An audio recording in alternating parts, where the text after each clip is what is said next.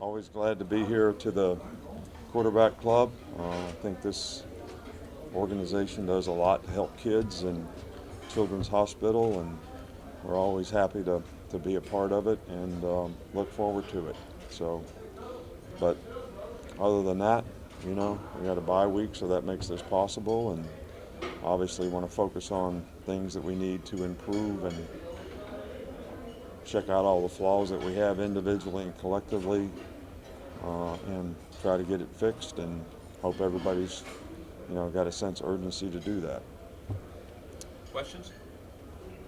What are some of the biggest challenges relating with this generation of players with the anxiety and everything? How do you guys, as coaches in your generation, relate with them? Well, really what we try to do is get guys to focus on what's in front of them. Not get affected by external factors. Don't worry about what other people say or think or what's on ESPN or what the line of the game is, because none of that stuff really matters. It just matters how you play.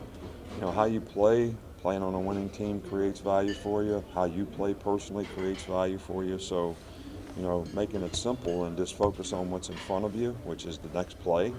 However long it lasts, everybody talks about 6 seconds. Most of them don't last that long. And then be able to focus on the next play. And if the last play didn't go very well, it can't affect the next play. And if it went well, that can't affect the next play either. So that's how you get some kind of consistency in performance. And even, when you get resistance, you got to have the poise to overcome it. So just focusing on what's in front of you, being where your feet are, trying to be positive.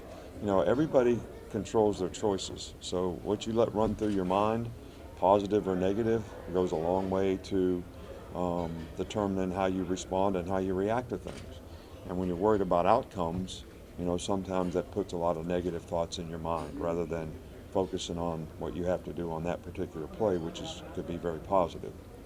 Coach, is it the same formula for the bye weeks, or do you tweak it year to year, or how do you work it really? Well, I think you do quality control from offense, defense, special teams, as well as individual player sort of evaluations to find out what does this guy need to do, what do we need to do on offense, what do we need to do on defense, what do we need to improve on.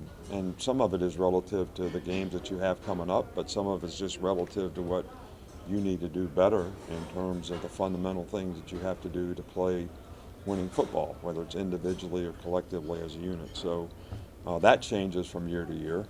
The players change from year to year, but the way we approach the bye week doesn't change, administratively at least. How many times we practice, how long we practice, what we do in practice gets determined a little bit by what we need to do.